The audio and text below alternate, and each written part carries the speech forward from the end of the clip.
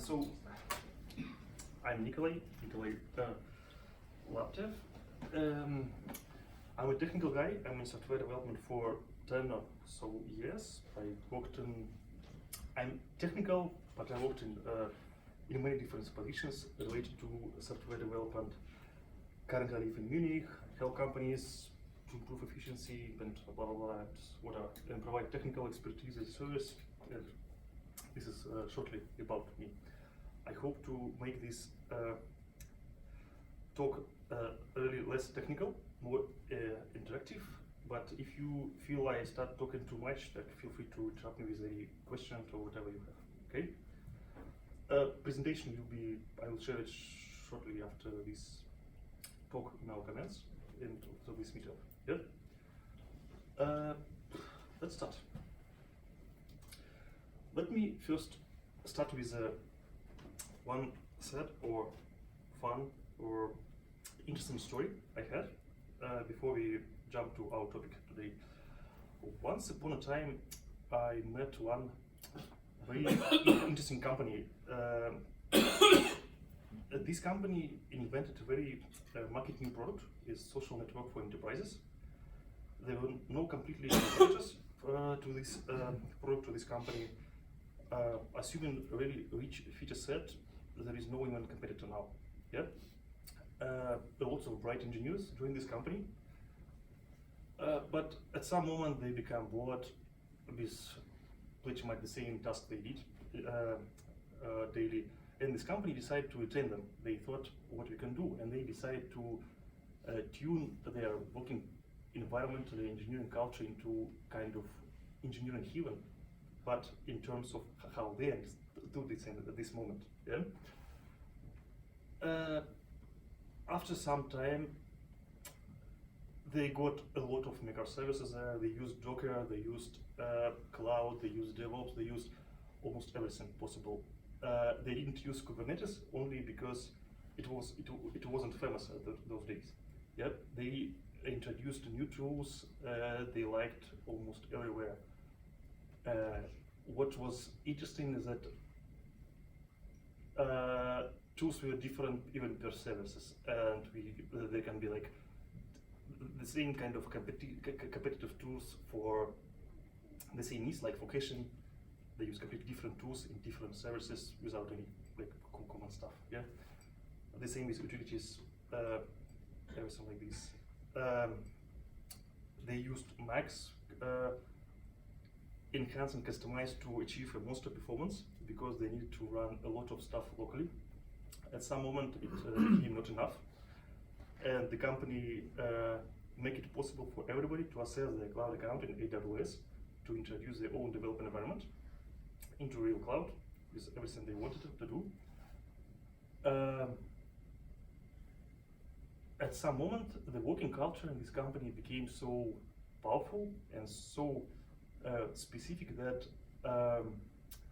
when like somebody newcomers wasn't careful to say like what the fuck is going on here, like what we have here, like for what and why we have it, the company was very quick to react, like when they push away to remove this person, like for being toxic or not friendly or whatever. Yeah. Not surprisingly, this culture led to a situation when only people who were friendly to this culture remained in this company. Yeah. At some moment, pretty quickly actually, the cost of adding new features or fixing some bugs become very expensive. So expensive that it was almost not possible to meet customer needs. Yeah. And customers found it, and they had to move to their competitors, even assuming they didn't have so rich feature set. But competitors were able to react to their needs. Unfortunately, they had to do it. I and my colleagues joined this company at the moment when it was one step out of business, and the whole idea of us being there was to help to identify root causes and try to understand what we can do. Yeah. The reason why I share it, I want you to jump into my position at that moment, and let's think, what do you see wasn't correct that was done? And what do you think can be improved? What do you think? Any problems from what I stated? Anything that you find strange? Anything that Technology zoo. technology zoo? Technology zoo. Yep. And what is consequence? Like, what is the problem? Why it's bad? Well, you have everyone's a specialist, but only in their own technology. So you only have lots of single points of failure, because if that one person isn't there, no one else can fix this problem. Yep, this is a good point. And if we want to change something, we need to find a specific expert or do something. And that person is very powerful, because they can make demands now. Yeah, this is also an interesting position. I didn't cover it here, but this is a very interesting topic. Any other ideas? Like, what was maybe strange, or what do you think is not quite good? No? So I will try to share a couple of my observations point here.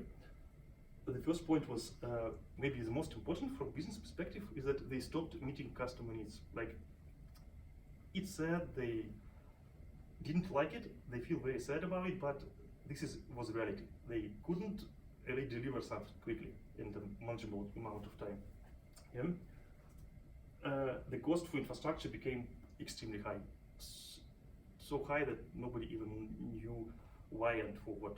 Because they opened the window for access to everybody to their cloud instances for running everything they wanted. Yeah, the idea was pretty good, but the logic was that probably they don't need to run a lot of, as you said, zoo locally or for their specific instance. There may be some other ways to do it. The third point is there was no understanding of current state in real time. Of course, like basically there were no monitoring of the impact of changes. Like we introduced new tool and we cannot say if our product become better, worse, how much, and what is the impact. Yeah, we didn't know it, and they didn't know it in real time. They know it in a specific way in terms of sales decrease or increase, but probably this is the moment when you don't have like, it's not so real time. Yeah.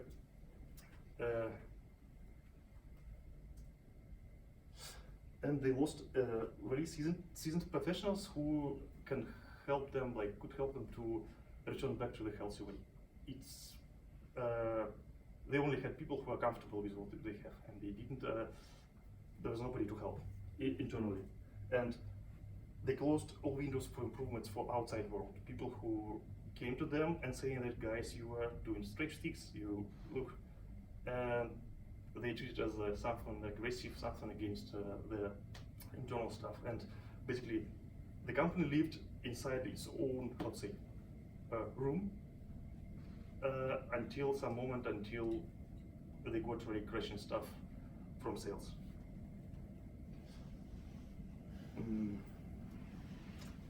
So what? Now let's jump back to the topic I wanted to present yet, which is resume-driven development. Example of the problem I shared, it's a real scenario, real example of the company that got into it. It looks like very critical, but for me, it's using such examples, it can be very useful to see all these problems like easily or on the surface. So what is resume-driven development? This is basically using a tool, not because it's the best current moment solution to the existing problem, but because it can be look nice in our resume. Yep. For example, one of the example I just shared.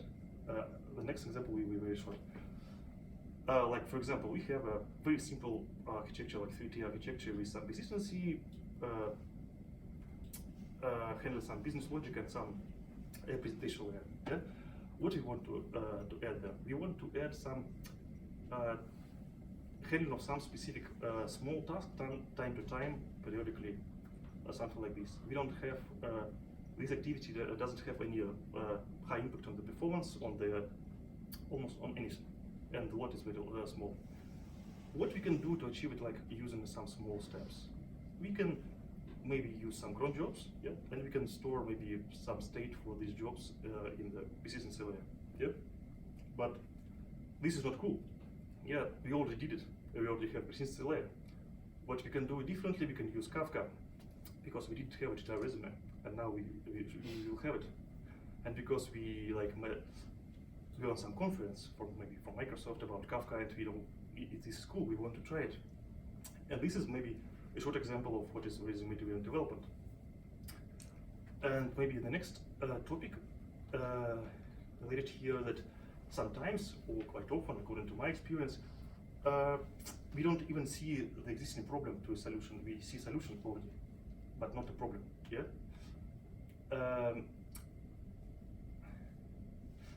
One important thing to add here is that we can do crazy things, and at the same time we can not have any resume at all. Yeah.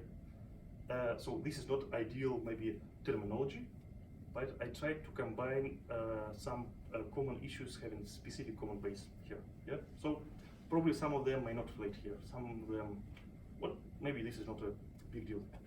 Yep. So what is this? Is another interesting point. This is, you can see here on the wall. This is a link to a sarcastic web page. Like people who experience real serious problems with this created this sarcastic page, and they state that if you follow resume-driven development, we value specific technologies, hiring buzzwords, creative job titles, and reactive to trends. Yeah? This is very small web page, but very informative. What is an impact of following resume-driven development on our business? High maintenance cost. Basically, this is the topic we just mentioned. So we need a big legion of experts for each tools we have, and we need to pay salary to them, and we also need to hire them somehow. I'm not sure if it's really possible to hire all of them.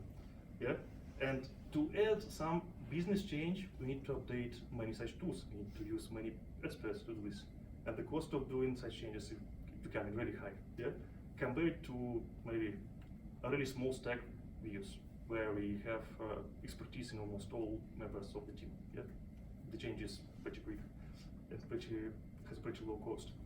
The quality become bad because for many reasons. One of them is that usually it's very hard to hire a lot of such experts. Usually we don't have such a possibility to hire a lot of such experts. Since we don't have expertise, we need to deliver in the end somehow, and we don't know the impact of our changes. And we go to problems with quality. And the third point is a low speed of delivery.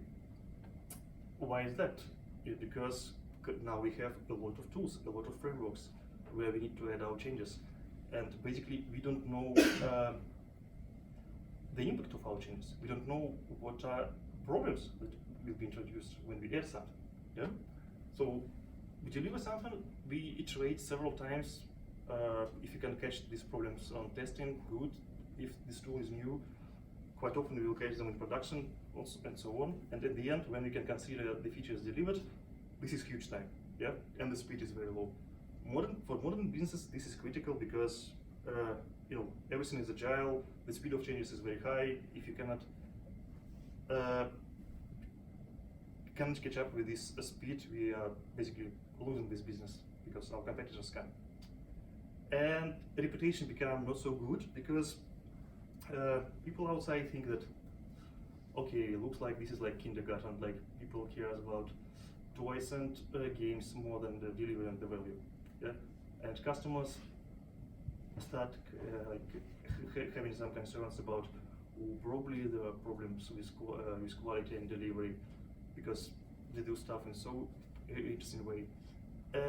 They think about bad reputation and a good reputation is that it's really hard to create any reputation. It's a long process, but making it back in a 1 second operation.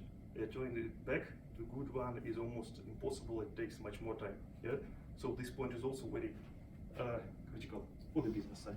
Yeah. Next, I will try to consider two positions: the position of engineer and the position of the company participating in this relationship with resume-driven development. So for engineer, why do engineers follow? Nothing bad. So they want to be better. They want to be competitive on the job market. Why? Because like when we open some position descriptions, we see a lot of tools. Company advertise a lot of tools. We see that people are hiring for tools. They need to have expertise in these tools. We want to be competitive. We want to to cost more. Yeah? Or yeah. The second point is we want to try something new. Like we spend 5-10 years on doing something. We're creative persons. We want to try something. We want to something differently. Yeah. We enjoy inventing things. As I mentioned, we are creative persons. This is important to invent stuff for a creative person. What do you think? If are there any other reasons? Like maybe something else is missed. What do you think? I would think that sometimes maybe just aligning yourself with a particular tribe or group, or wanting to belong to a group, like the cool people's group, if you will, by knowing some technology. Okay, cool. So it's very close to the first point, but yeah. Hey, anything else? Do it for fun. Do it for fun. Just fun. Yeah. That's right. Yep. Building Anything else? Building a walled garden. It's like building your own empire. It's like the thing where you go, as in, oh, I built my service, this is my service, and what's happening in that service is my thing. Oh. It looks like creating the work for yourself, like working for the work, like working by producing the work for yourself You're tomorrow. working for power. You're working for power. Like if this is your service that you manage, then Okay. it's, Okay. it's not my thing. It sounds like almost, but Okay. To get more. Okay. To get more power. I know this. I know people like that. Cool. To get more power. Anything else? So like 3 more points. Very good. But we can do this stuff differently, not to have to achieve. We can achieve the same without following RD. Yeah. We can basically experiment with new tools outside of our jobs, outside of our work. We can participate in some open source projects, do some hobby projects. You can even create a new business from our hobby projects. Yeah, we can do everything like this, and we have superpower there, absolute power there. Yeah, there is one a link to interesting approach, like how to make money of your own activity. And the guy here promotes the idea. He's a mobile developer, but he promotes the idea that I'm learning stuff and somebody need to pay me for doing this. And he produce applications and sell them. Yeah, as a result of their learning. Become a problem solver, because when we solve business problems, we work on another layer. We don't work on the layer of frameworks and languages, and on this layer we operate with basically with everything we want. Of course, considering if the cost of our actions. Yeah, we can choose the role where we have many changes. For example, delivering some end-to-end solutions. Like for example, according to my experience, maybe many mobile development teams do like this. They deliver something, they then jump to another topic and deliver another product. Yeah, do some consultancy where we have attachment for a short period of time to a specific stack, to a specific product, or some other stuff. Yeah. Any other ideas? Like Send people to conferences. Your employer send your people to conferences to be exposed to new things. Okay, participate in conferences. Yep. Cool. Get in touch with the customer. I mean, if you Yep. really have Very to good. the This customer, then you yeah.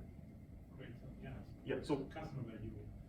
yeah, start thinking about business side by which is working with customers to understand it better. Yeah. Oh, yeah. Very good.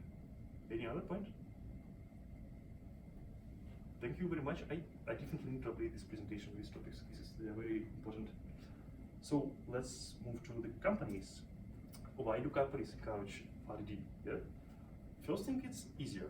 Yeah. Let's, for example, like CTO of some company decide that we need to use some caching, or we need to check to build a user by the usage of our application. So we can he knows that probably Redis is good for this stuff. Yeah. Okay, we need to hire the Redis developer, and we hire Redis developer. We care only about Redis side because the CTO said we need Redis. We don't we forget about the fact that the person who only experienced Redis will implement everything in Redis, and we have Redis for everything.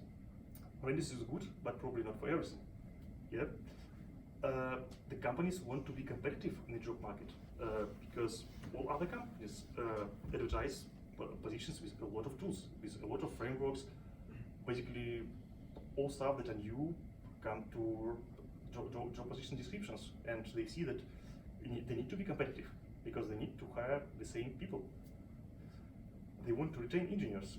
Like ideally, they want people to work for forever, being constantly mature, updated with learning set, with all this stuff. Yeah.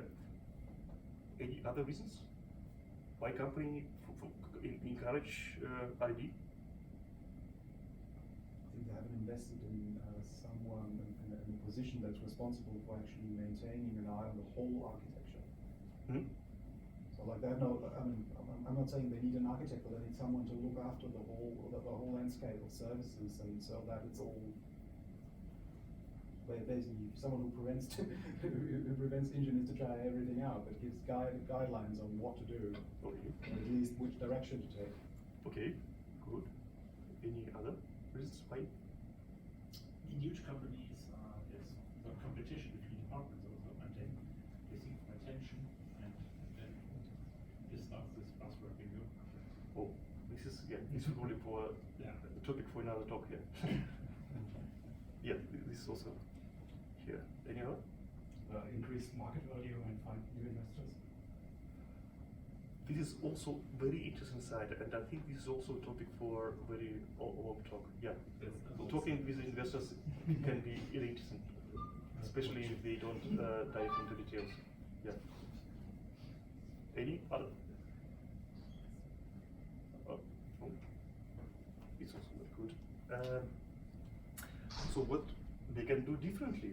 They can hire problem solvers. For example, turning back to example I shared with CTO, we can formulate the problem we have. We can formulate that we want to have effective caching in memory caching. We want to have distributed counter implemented somehow. We want to track our users per usage, and we need to hire the person who is able to do this using this business terminology.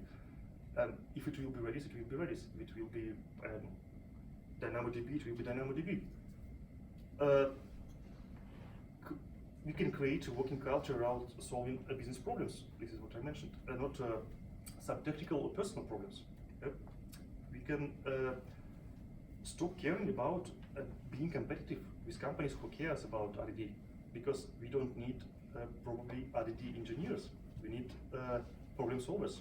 And if we cannot, for us, it's the competition with such companies leads to such problems that probably we don't need this competition, and it's not a big deal. Yes, we will lose some people during interviewing, but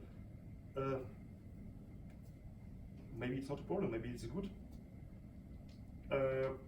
We need to introduce innovation into processes that really works, in reality. Being open to feedback is also very important. Feedback, internal feedback within the company is a specific thing.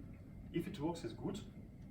Sometimes for people it's hard to say something negative or something in a critical way, because people want to have the job, and people react to such stuff differently. And feedback from outside world usually is very clear in the way that outside world doesn't care about you, about the company. They do it honestly. And for example, if interview or new employee something is strange or something is maybe not correct, so this can be used as a red flag. This is very useful information. What do you think? Any other ideas? What can companies do differently? Pay people for contributing to open source on their free time. Good. Yep. Disclaimer, we do. Yep, great. And the point you mentioned about allocating specific people who can guard the system from the technical issues. Yeah, this might be another point here too. Any other things? What do you think? Yep. Give them some time of slack time to try out things they don't know. The Google Day. Yeah. Oh. I think they don't do Cool. it. Yep. Cool. Okay. Anything else? Okay. I have a lot of stuff to update. This is very good. So, logical question is: should we stop adding tools? I would say no, because we need to be open to like new world, to new things, to new possibilities. Yes, we need to be open to this, but we need to care about several topics. We need to care that like we should know what is the problem. First, we need to know what is the problem we are going to solve, and to know basically what is the cost of introducing it. Another topic to pay attention is that all tools generate like known problems that we already met. We know what to expect from them. Yeah, and new tools generate unknown problems, and unknown problems are quite dangerous in the way that we don't know the impact of our change. We don't know what will be. We don't know when it will be. It can be in 1 day, it can be in 1 hour, it can be 1 year, and this is maybe very scary. And one thing maybe that is interesting for engineer is that usually it's quite often result of the work that we produce is lasts much longer than we are in this context. Yeah, for example, we can introduce some idea, introduce some tool, and maybe we can change the project in 1 year, or we can change the company in 1 year, or I don't know, we can stop working in IT, or can move to some other world. Yeah, but our solutions can live forever. Let's take banks for example. Their software like lives for 30 years, like I don't know, until it works. Let's say, and the bank exists. So, and that means that if we introduce something and we leave or move somewhere, this is responsibility of everybody else to try to recover it, to support it, and this is something we need to care too. And the last thing, this is more for your information. This is interesting website, and the guy here like professionally provides some analysis of tools and report issues that we don't meet in the official promise of these frameworks, but we will definitely meet them in the reality in production. Like we can find them different versions of Kafka, different versions of Redis, different versions of almost everything. Yeah, this is very interesting. Specifically, yeah, if you want to know how this tool will work in on specific load. Like for example, if you want to use Cassandra, there are lots of topics to consider. What can go wrong? A lot of, and we can just check it to see it. What we will see on different loads. Yeah. This is a couple of readings I just added for your information. The first point is the author stated that technology should be boring, but instead business problems should be interesting. Yeah. He also brings the idea of innovation tokens, and this is the way how organization can create a system around innovation. One of the way how to do it. Like the idea is that the team or department is allocated with a specific number of innovation tokens, maybe 3, yeah, and they can use one innovation token for one innovation, like for example, introducing MongoDB or replacing caching layer with something else, yeah, and they return this innovation token back to them, so they can use it again only if this innovation starts working effectively. If it doesn't work, or we scrap, we don't have this token anymore. Yeah, this is how kind of the way how companies try to organize stuff there. I think times follow this approach. And the second point is quite sad or maybe fun article about like the path of junior in resume-driven development world. What happens when the person just leaving university and join the team that encourage R&D, and how this person changed the culture around him or her like for whole career and produce more such engineers and further.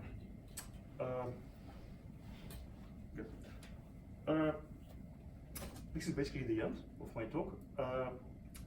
Thank you very much for listening. There is Unfortunately, resume-driven development is becoming, it's not new terminology, it's not new problem, but unfortunately it becomes more popular and more actual now. And the whole point of me exposing this issue or repeating it here is to motivating you maybe to think about it, to ask questions, to change something. Yep. Let's please ask questions you have. If you want some other questions, you can find me here. Very good. Thank you.